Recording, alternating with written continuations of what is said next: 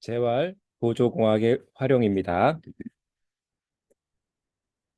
보조기기는 장애가 있는 사람들이 혼자서 독립적으로 살아갈 수 있도록 돕는 도구를 말합니다.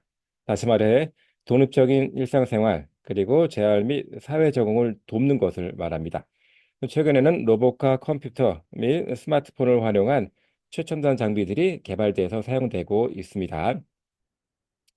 과거에는 단순한 시스템의 보조기를 사용했습니다. 그렇지만 최근에는 여러 가지 첨단 기술이 활용되면서 보다 다기능적인 장비들이 개발되고 있습니다. 이에 물리치료사들은 환자들이 재활과 사회 적응을 돕기 위해서 보조공학을 적절히 활용할 필요가 있겠습니다. 보조공학은 HAAT 모델로 설명할 수가 있습니다. Human Activity 액티, 어시스티브 테크놀로지의 약자입니다. 다시 말해 인간, 활동, 보조공학, 배경 등이 네 가지 요소로 구성되어져 있습니다. 누군가가 어디서든 어떤 일을 하는 것으로 설명할 수가 있고 개별적인 인간 활동에 대한 평가보다는 전체 시스템으로서의 활동을 중요하게 생각하고 있습니다. 이 모델에서는 인간 활동을 완전하게 만들어주는 것, 그리고 사용자의 신체적, 인지적, 정서적 요소를 충분히 고려해서 사용자 입장을 계획에 반영하는 것들이 되겠습니다. 이 모델에서 배경은 건축, 자연과 같은 물리적인 측면, 그리고 관계, 풍습, 종교와 같은 사회적인 측면, 그리고 정책이나 법률 같은 제도적인 측면을 모두 고려하고 있습니다. 보조공학은 기본적으로 몸이 불편한 사람들이 쓰는 겁니다. 다시 말해 선천적 질환이라든가 발달 적응 장애 또는 외상이나 수술, 신경, 근육 질환 또는 비교적 일시적으로 나타나는 장애를 갖고 있는 사람들이 기능을 보완하기 위해서 쓰는 장비들을 보조공학 기기라고 말을 할 수 있습니다. 가장 많이 활용되고 있는 보조공학 기기는 전동휠체어입니다. 기본적으로 전동휠체어는 조이스틱으로 작동이 되면서 가고자 하는 방향으로 조이스틱을 움직여서 이동하는 그런 장비입니다. 과거에는 비교적 평탄한 길만을 갈 수 있었던 반면에 최근에는 여러 가지 첨단 시스템들이 활용이 되면서 울퉁불퉁한 길 또는 푹푹 꺼지는 길, 경사로 또는 그림에서 보는 것처럼 계단을 오르기까지 여러 가지 기능들이 추가되고 있습니다. 또는 신경이 마비되게 되면 마비된 쪽의 근육들을 사용할 수가 없는데 그런 경우에 말초신경 인터페이스를 통해서 직접 뇌로부터의 전기 신호가 전달이 돼서 마비된 근육을 작동해서 움직일 수 있게 되는 여러 가지 방법들도 개발되어져 있습니다.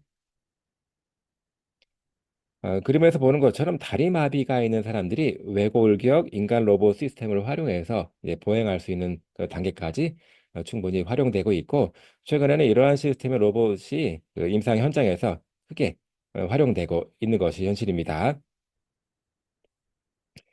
우리나라 보조기기 서비스 전달 체계는 주로 행정안전부, 국가보훈처, 노동부, 보건복지부 등 다양한 기관에서 담당하고 있습니다. 또한 이런 그 보조기기 전달 체계를 장애인복지법, 국민건강보호법 등 다양한 법률적인 체계로서 지원을 받고 있습니다. 보조공학기기 서비스를 받기 위해서는 먼저 읍면동사무소, 즉 지자체에 신청을 한 후에 이후에 자격 검토를 통해서 서비스를 전달받게 됩니다. 물리치료사의 기본적인 역할이 환자의 이동, 자세 유지 및 정상운동 발달에 관한 것입니다. 그렇기 때문에 물리치료사가 보조공학을 잘 활용할 수 있으면 그 역량을 극대화시킬 수 있고 장애인들의 기능과 일상생활의 독립성을 높이는 데 크게 기여할 수 있습니다. 재활, 보조공학 산업 현황 및 전망입니다.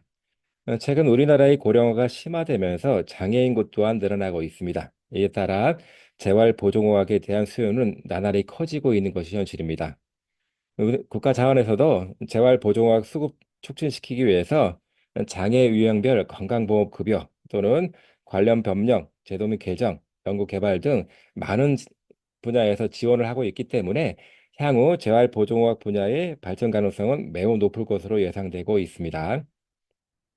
요약입니다.